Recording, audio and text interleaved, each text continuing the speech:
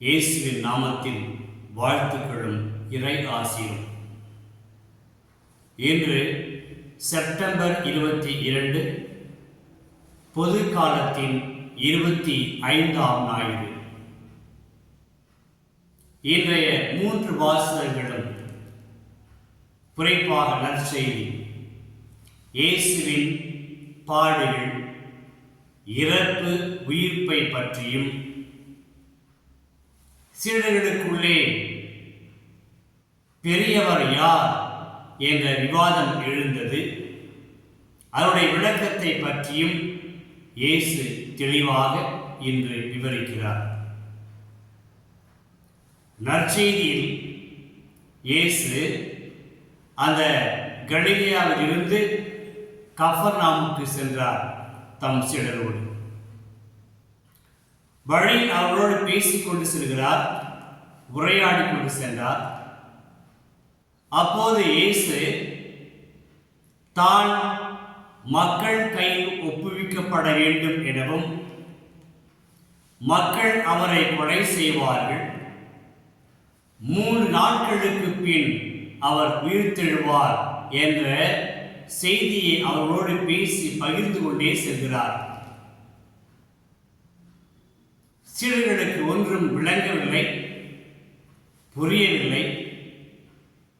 அதை இயேசுவிடம் கேட்டு புரிந்து கொள்ளக்கூடிய துணிவும் அவர்களுக்கு இல்லை. எனவே இந்த நிலையில் அந்த இயேசுவை கொலை செய்கிற போக்களின் மக்களின் மனப்போக்கு எப்படி இருக்கும் என்பதை முதல் வாசகம் தெளிவுபடுத்துகிறது. ஞான ஆகமத்தின் அந்த வசனத்தில் பொல்லாதவர்களின் மனநிலை எப்படி இருக்கும் என்று விவரிக்கிறார். அவர்கள் நீதிமான்களின் வார்த்தையை சோதித்தறிவார்கள், உண்மையா என்று கண்டறிவார்கள். அதற்கு பிறகு அவருடைய செயல்களையும் அவர்கள் சோதித்தறிவார்கள். சோதித்து எப்படி அறிவார்கள்? அவர்களுக்கு துன்பங்கள் கொடுத்து, நெருக்கடிகள் கொடுத்து அவர்களை சோதித்து அறிவார்கள்.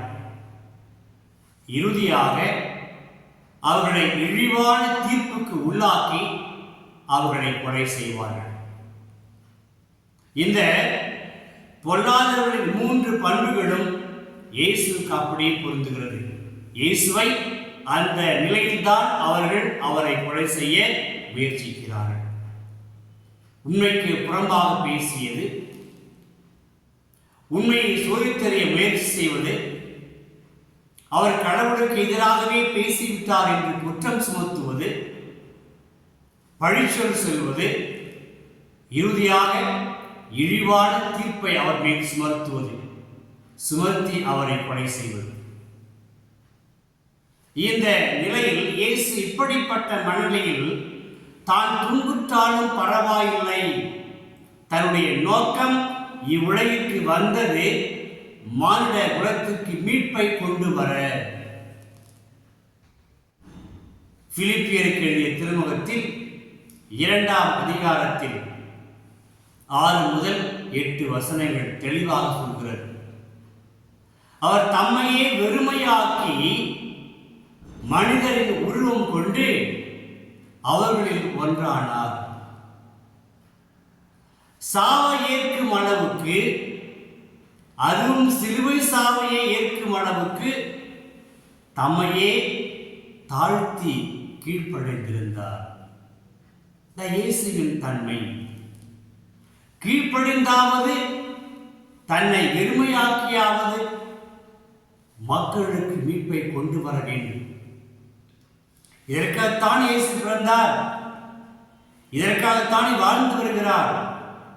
அவருடைய ஒவ்வொரு சொல்லும், ஒவ்வொரு செயலும், ஒவ்வொரு அற்புதமும் மக்களின் மானிட குலத்தின் மீட்பை நோக்கி நகர்ந்து செல்கிறது. ஆனால் சீடர்கள் இயேசுவோடு இருந்தும் இயேசுவின் மனநிலையை அவர்கள் புரிந்து கொள்ளவில்லை. இயேசுவோடு இருந்தார்கள், ஆனால் இயேசுனுடைய எதிர்பார்ப்பு என்ன, அவருடைய திட்டம் என்ன என்பதை சீடர்கள் முழுமையாக அறிந்து கொள்ளவில்லை, புரிந்து கொள்ளவும் இல்லை. எனவேதான் இயேசு தன்னுடைய இறுதி நிகழ்வை பற்றி மிகவும் ஆழ்ந்த வருத்தத்தோடும் கவலையோடும் அவர் உரையாடி கொண்டிருக்கிறார், விளக்கி சொல்லிக் கொண்டிருக்கிறார். அந்த நிகழ்வோ அந்த வார்த்தைகளோ சீடர்களின் மனதை தொடவில்லை. சீடர்கள் மந்தமாக இருந்தார்கள். அவர்கள் அறிவுக்கு புலப்படவில்லை, அறிவுக்கு எட்டவில்லை, அவர்களால் புரிந்து கொள்ள முடியவில்லை, அவர்களுக்கு விளங்கவும் இல்லை. எனவே அமைதி காத்தனர். ஆனால் அவர்கள் அமைதி காக்கவில்லை, மாறாக தங்களுக்குள்ளே ஒருவரோடு ஒருவர் யார் பெரியவர் என்று வாதாடிக் கொண்டிருந்தார்கள். இதான் மனித போராட்டம். யார் பெரியவர்? இந்த போராட்டம் எல்லா நிலையிலும் இருப்பதை பார்க்கிறோம். உலகத்தில் பார்க்கிறோம், திருச்சபையில் பார்க்கிறோம், குடும்பங்களில் பார்க்கிறோம், சிறிய குழுக்களில் பார்க்கிறோம், பெரிய குழுக்களில் பார்க்கிறோம், நாடுகளில் பார்க்கிறோம். யார் பெரியவர்? இந்த வினாவிற்கு விடையே கிடையாது. விடை கிடைத்தாலும் அது தற்காலிகமான ஒரு விடையாகத்தான் இருக்கும். இயேசு அந்த சிலரோடு இருந்த பொழுது சீடர்களுக்கும் இந்த விவாதம் எழுகிறது. யார் பெரியவர்? இந்த யார் பெரியவர் என்ற கேள்விக்கு பின்னணி என்ன? சீடர்கள் தாங்கள் வாழ்கின்ற அந்த சூழ்நிலையில் பார்க்கிறார்கள். ஏரோது அரசன், அவன் அரசவை வாழ்கிறான், அவனை சுற்றி அமைச்சர் பெருமக்கள். அதுபோல இயேசுவும் ஒரு நாள் பெரிய தலைவராவார். இயேசுவுக்கு பிறகு யார் தலைவர், யார் பெரியவர்? இதான விவாதம். ஆக இயேசுவினுடைய நோக்கத்தையும் திட்டத்தையும் சீடர்கள் புரிந்து கொள்ளவில்லை, வீண் விவாதத்தில் ஈடுபடுகிறார்கள். 2ஆம் நற்செய்தி வாசகத்தில் யாக்கோபு திருத்துதர் சொல்கிறார், எங்கெல்லாம் பொறாமையும் போட்டியும் இருக்கிறதோ அங்கு அமைதி இருக்காது, அங்கு குழப்பம் இருக்கும், கொடும் செயல்கள் நடக்கும். இதாங்க பார்த்து கொண்டிருக்கிறோம் நம்முடைய உலகத்தில். எங்கெல்லாம் அந்த கூச்சல் குழப்பங்கள் இருக்கிறதோ, பொறாமை இருக்கிறதோ, கண்டிப்பாக அங்கு அமைதி நிலவாது, அங்கு போராட்டங்கள் இருக்கும், கொடும் செயல்கள் நடக்கும் என்று திருத்துதர் யாக்கோபு அங்கே சொல்கிறார். அது இது நடக்கிறதே. அதற்கு மாறாக திருத்துதர் யாக்கோபு சொல்கிறார், எங்கே விண்ணிலிருந்து வருகிற ஞானம் இருக்கிறதோ அங்கு அமைதி இருக்கும், அங்கு வளர்ச்சி இருக்கும், அங்கு உறவுகள் மலரும், அங்கு நீதி இருக்கும், நேர்மை இருக்கும். இதுதான் இயேசு விரும்பினார். தன்னுடைய உயிரை கொடுத்தாவது, சிலுவை சாவை ஏற்றாவது மானிட குலத்திற்கு உறவுகளை மலர வைக்க வேண்டும், அமைதி ஏற்படுத்த வேண்டும், மனிதர்கள் சமத்துவத்தோடு வாழ வேண்டும் என்று இயேசு விரும்பினார். அன்பர்களே, இயேசுவின் நோக்கம் என்ன? மானிடரை வாழ வைப்பது. பொல்லாதவரின் நோக்கம் என்ன?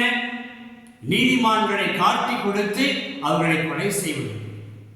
சீடர்கள் தத்தளிக்கிறார்கள், தடுமாறுகிறார்கள். எதற்கு? தங்களுக்குள்ளே பெரியவரார் என்று கண்டுபிடிக்க.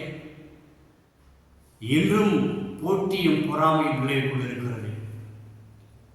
இயேசு நம்மையும் பார்த்து கேட்கிறார், உங்களுக்குள் பெரியவர் யார் என்று நீங்கள் நேரத்தை வீணடிக்க வேண்டாம். அதற்கு அவரே சில நிபந்தனைகளையும் சொல்கிறார். என்ன சொல்கிறார்? ஒரு சிறு பிள்ளை நடுவில் நிறுத்தி, இந்த சிறு பிள்ளையை போல் மாறாவிடில் என்ன செய்ய முடியாது? விண்ணரசில் நுழைய முடியாது. இந்த சிறு பிள்ளை ஏற்றுக்கொள்கிற எவரும் என்னை ஏற்றுக்கொள்கிறார், என்னை ஏற்றுக்கொண்டால் என்னை அனுப்பியவரை ஏற்றுக்கொள்கிறார் என்று. ஆக மாசு மறுவற்ற கபடமற்ற நிலையில் மனிதர்களை ஏற்றுக்கொள்கிற பொழுது நாம் கடவுளின் மக்களாகிறோம். இதான் மீட்பு. இந்த மீட்பு அங்கு நிற்காது. இந்த மீட்பு பொங்கி வழிகிறது குடும்பத்தினருக்கு, சமூகத்திற்கு, நாடுகளுக்கு.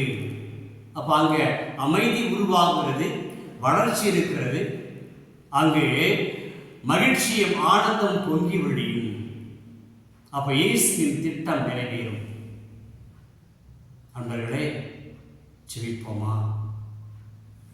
அன்பு இயேசுவே, உம்மை போற்றுகிறோம், வாழ்த்துகிறோம். நீதி உலகிற்கு வந்து எங்களை மீட்பதற்காக உம்மையே வெறுமையாக்கி சிலுவையை ஏற்றுக்கொண்டு கீழ்ப்படிந்தீர். எங்களுக்குள்ளும் அந்த சிலருக்குள் இருந்தது போல யார் பெரியவர் என்ற போராட்டம் நிகழ்ந்து கொண்டிருக்கிறது.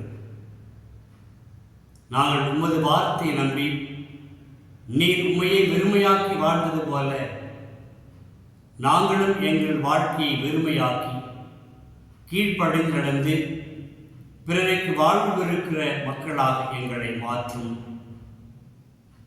இவற்றை மகன் இயேசு வழியாக ஜெபிக்கிறோம் தந்தையே. ஆமேன், ஆமேன். இறைவார்த்தை விதையாக உன் இதயத்தில் விதைக்கின்ற